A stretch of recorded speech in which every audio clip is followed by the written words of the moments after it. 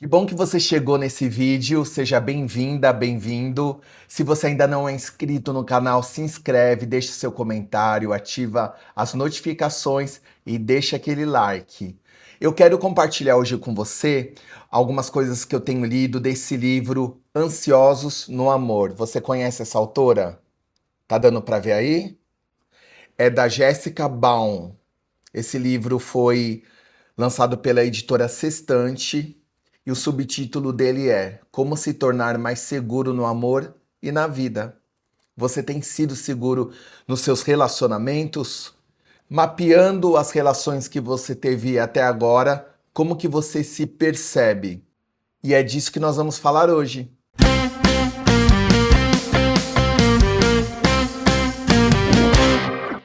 Eu quero compartilhar uma parte desse livro aqui com você que pode fazer muito sentido. A autora apresenta algumas crenças que nós devemos perceber nos relacionamentos. Eu vou ler aqui para você. Ela fala assim: os exemplos de crenças comuns que se formam em torno de nossas experiências relacionais mais frequentes durante a infância incluem: vou me abandonar, não mereço receber amor, vão me rejeitar se eu mostrar meu verdadeiro eu, vou sofrer humilhação ou constrangimento, não posso confiar nos outros, não estou à altura, tenho que me esforçar muito para conquistar o amor, preciso das pessoas, mas não posso confiar nelas, cabe a mim manter os outros felizes. As pessoas sempre querem tirar alguma coisa de mim. O mundo é um lugar inseguro. Comigo sempre acontecem coisas ruins. As pessoas só gostam de mim quando me saio bem. Você se identificou com algumas dessas crenças? Essas crenças já estão falando sobre como você tem se posicionado nos relacionamentos, talvez ficando muito tempo em interações abusivas e tóxicas por medo da solidão. Porque você entende que, por exemplo, as pessoas só gostam de você quando você se sai bem. Então você fica ali tentando ganhar aquele relacionamento, mudar aquela situação abusiva, você fica dando o seu melhor para aquela pessoa e sempre as coisas saem conforme você não estava esperando. Olha aqui, tenho que me esforçar muito para conquistar o amor. Talvez você seja uma pessoa que sempre se apaixona por pessoas impossíveis, sabe? Aqueles relacionamentos difíceis de darem certo. Pois são esses que te chamam a atenção, que brilham nos seus olhos. Você fica com desejo de ter aquela pessoa que fala, não te quero, ou que você, em algum momento, teve a oportunidade de ter essa pessoa, você fez pouco caso, e na hora que essa pessoa se afastou, você tentou reatar o relacionamento, mas aí você perdeu o time. E a pessoa disse para você: agora eu não quero mais. E você fica ali teimando, teimando, tentando fazer aquela pessoa te querer novamente. Talvez você tenha essa crença. Ou de repente, aqui as pessoas sempre querem tirar alguma coisa de mim. Talvez você seja uma pessoa que caiu no golpe do amor. Já ouviu falar no golpista do amor? Já atendi tantas mulheres que caíram nesse golpe.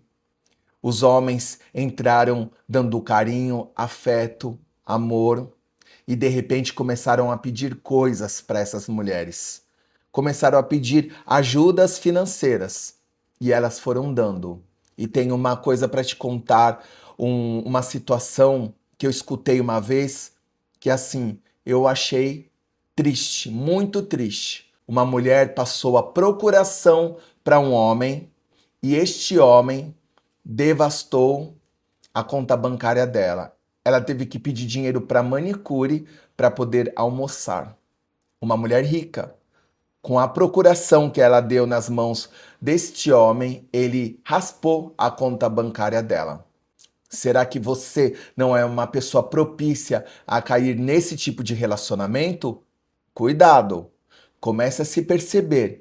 Você entrar em contato com essas crenças é fundamental para você entender as suas zonas de risco. Quais desses que eu falei aqui você se identificou?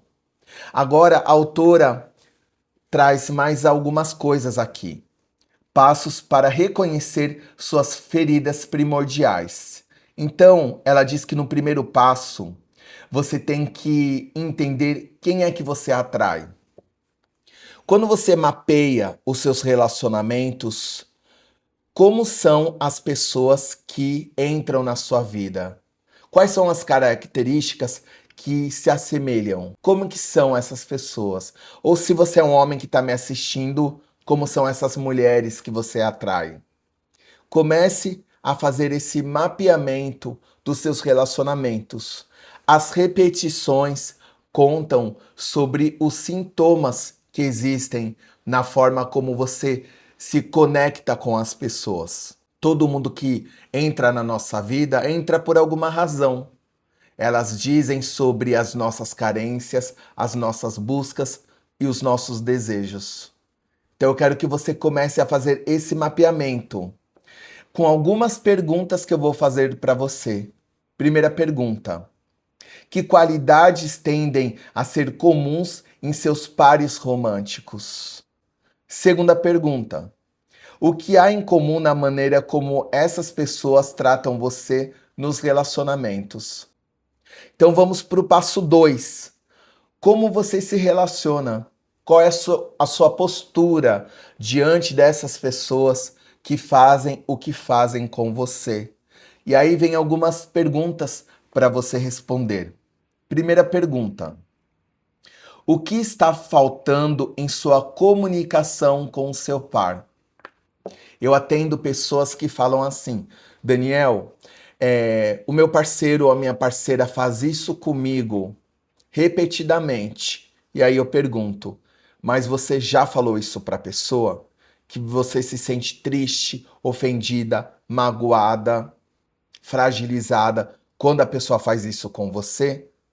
E essas pessoas dizem: não, nunca falei. E por que que você nunca falou? É muito importante você entender que o pilar principal de um relacionamento é a comunicação. Sem comunicação não tem relacionamento saudável. Você precisa abrir a sua boquinha e falar o que você gosta, o que você não gosta, o que está te incomodando, o que está te entristecendo, o que está te gerando raiva, ciúmes, desconfiança. Você precisa falar sim. Porque se você não fala, a pessoa não vai adivinhar. Ah, mas o outro não deveria já perceber? Não.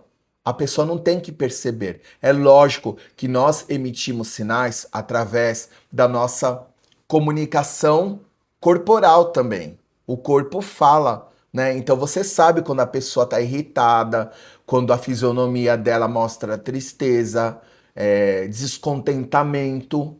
Mas você precisa falar com a pessoa. Porque se você não fala e essa pessoa tem uma característica manipuladora, quando o negócio azedar, ela vai dizer para você assim: ué, por que que você não disse antes? E aí ela vai usar isso como uma estratégia de manipulação. Então fale, comece a se expressar. Por isso é importante você se perguntar: o que está faltando em sua comunicação com seu parceiro ou parceira? Segunda pergunta: o que você não se sente à vontade para expressar? O que você tem medo de contar para o seu parceiro? Quais são as áreas que você tem de sombras dentro de você que você não quer revelar? Outra pergunta: o que não é ouvido quando você realmente se expressa? Sabe aquilo que você tem falado, insistido, e a pessoa parece que não escuta, entra por um ouvido e sai pelo outro? Você precisa começar a perceber quais são os ruídos nessa comunicação. Será que você está sendo claro, clara no que você está falando? Ou você está falando de uma maneira que, de forma inconsciente, já é uma estratégia para a pessoa não perceber aquilo que tem que ser percebido? Então, preste atenção no que você está falando e como você está falando.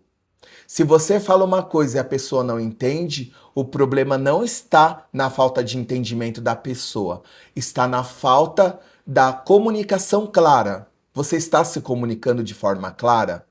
Você está se fazendo entender pela outra pessoa? Então preste atenção como está sendo o ruído nessa comunicação. Outra pergunta que a autora traz: quais são os sentimentos negativos que você experimenta repetidas vezes em seus relacionamentos? Se perceba quais são esses sentimentos que sempre aparecem nos seus relacionamentos. É sensação de rejeição, de abandono, de insegurança, de medo? O que sempre aparece que você percebe que tem se repetido nas relações?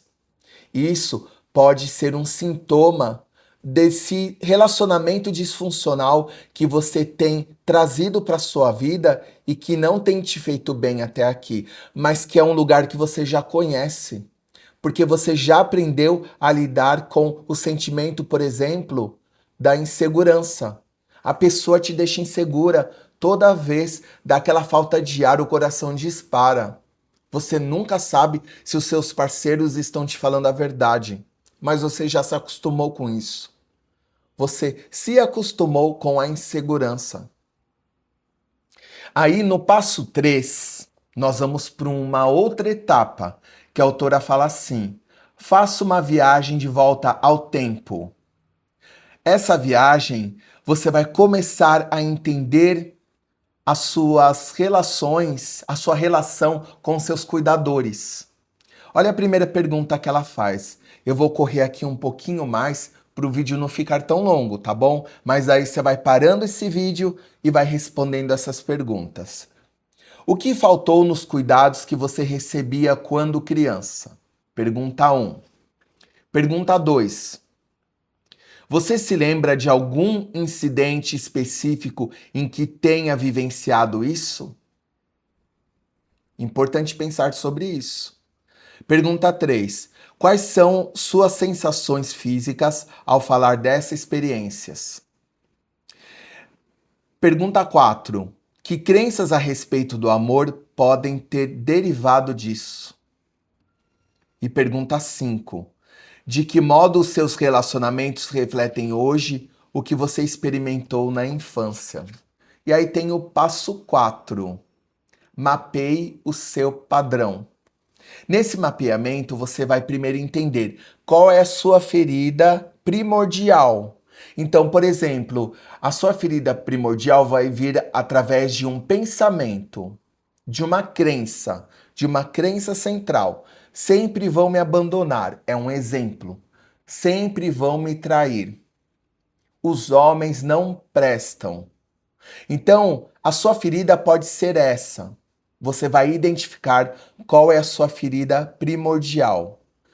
Depois, você vai ver um exemplo disso na sua infância. Então, você vai procurar um exemplo que mostre, que traduza essa sua ferida primordial. Então, por exemplo, nenhum dos meus pais me ajudou a compreender os outros aspectos de mim mesma. E tudo isso te gerou um sentimento muito grande de abandono. É lógico que eu estou te dando um exemplo, mas você vai identificar isso quando você buscar um exemplo na sua infância. No terceiro momento, você vai procurar uma crença que você aprendeu a respeito de você mesmo.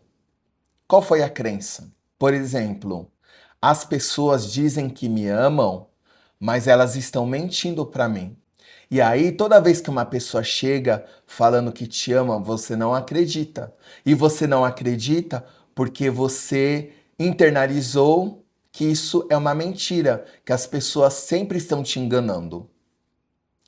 Numa outra etapa, você vai se perguntar: como isso ainda está presente na minha vida nos dias de hoje? Como que isso aparece na sua vida, nos seus relacionamentos? Você tem que fazer uma autoanálise para perceber como essa crença vem aparecendo nos seus relacionamentos atuais. E depois ela fala para você pensar nas sensações físicas e sentimentos que aparecem. O que você vem sentindo nos seus relacionamentos? Tristeza? Dor no coração? Nó na boca do estômago? Sabe aquela sensação de borboletas, mas é uma sensação ruim, quase de ansiedade, de pânico? É depressão? É insegurança?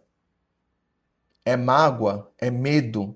Então você vai fazer esse mapeamento e depois eu quero que você me conte aqui nos comentários o que você entendeu e percebeu sobre você nas suas relações, para a gente entender mais se você é uma pessoa ansiosa no amor. Eu aguardo o seu comentário aqui com as suas percepções sobre tudo isso que nós conversamos nesse vídeo.